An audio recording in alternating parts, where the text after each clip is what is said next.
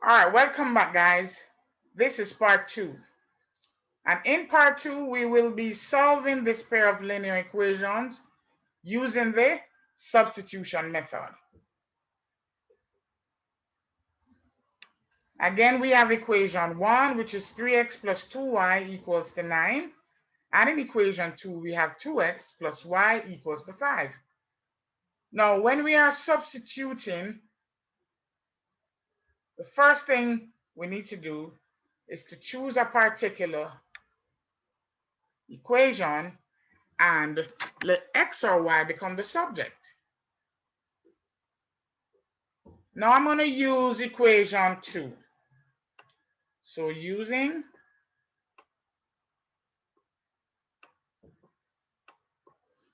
equation 2, I'm going to let y become the subject. Using 2.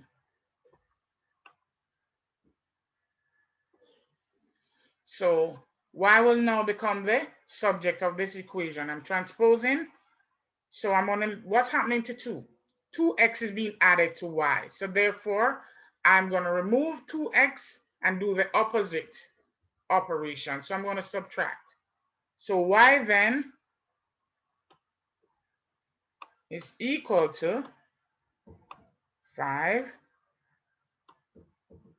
minus 2x. All right, so this is a new equation that I formed. I'm going to call it equation 3. So remember, first step, using the substitution method, if we don't have y equal to a particular equation, the first thing you want to do then is to rearrange and transpose for y using either of the two equations. So I've gone ahead and used 2. Now what I'm going to do is to substitute that equation now back into equation 1. So I'm going to substitute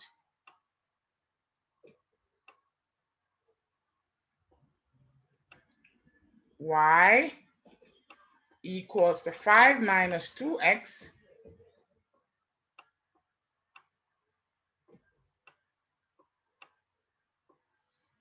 in equation 1, the equation that we didn't use before. And this simply means, guys, wherever y is in that equation, we're going to replace it with 5 minus 2x. So here we go. Equation 1 says 3x plus 2 times y is equal to 9. So let's go ahead and substitute. Where y is now, I'm going to put 5 minus 2x. So we should now have 3x plus 2 times whatever y is, and I'm going to put y in bracket here. So y is 5 minus 2x. All right, so y is now in bracket equals to 9. It's time for us to simplify and solve. So I'm going to remove the bracket here by multiplying everything inside by 2. So that's using the distributive law. So here we have 3x plus 2 times 5 will give us 10. 2 times negative 2x should give us negative 4x.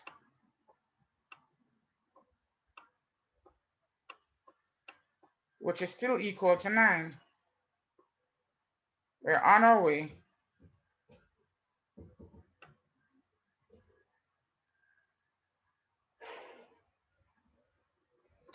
All right, so we're going to group x's together and put the other numbers together. Since the x's are already on the same side, nothing will change. The signs will remain. So we have 3x here minus 4x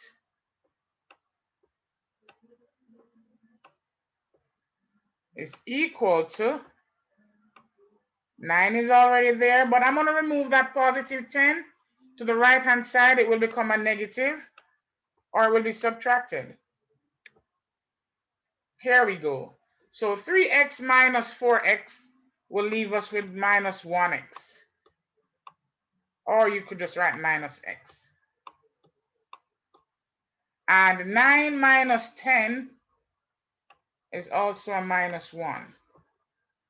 So I deliberately left minus 1 in front of the x so that you can see that you now will be dividing each side by negative 1. And what you do to one side, you'll do to the other. All right, so this here will cancel this. And x is now equal to negative divided by negative should give you a positive answer. 1 into 1 goes 1 time. So x is equal to a positive 1. So we have rearranged equation 2, letting y be in the subject. And then we have substituted that rearranged equation in equation 1, where y is, to find x. So now that we know what x is, we're going to substitute again.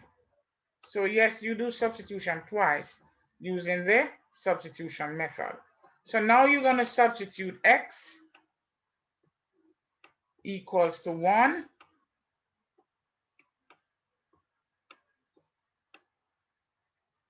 in any of the above equation, whether it's 1, 2, or 3. But I'm going to go ahead and use 3 because it's already saying y equal to. So I'm going to use 3. And guys, it doesn't matter which of the equations you use. Once it's done correctly, you'll get the correct answer. All right, so what is equation 3 saying? It's saying y is equal to 5 minus 2 times whatever x is. All right, so where x is now, we're going to put 1 there. So y is equal to 5 minus 2 times, and I'm going to put 1 where x is. So y is equal to 5 minus 2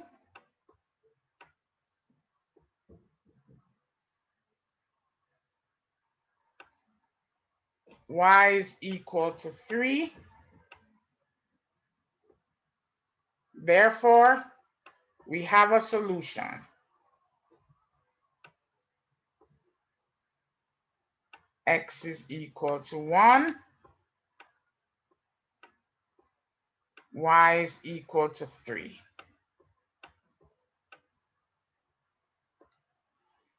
So we have solved this pair of linear equations using the substitution method. So in part 1, we use the elimination method, and in part 2, we have the substitution method.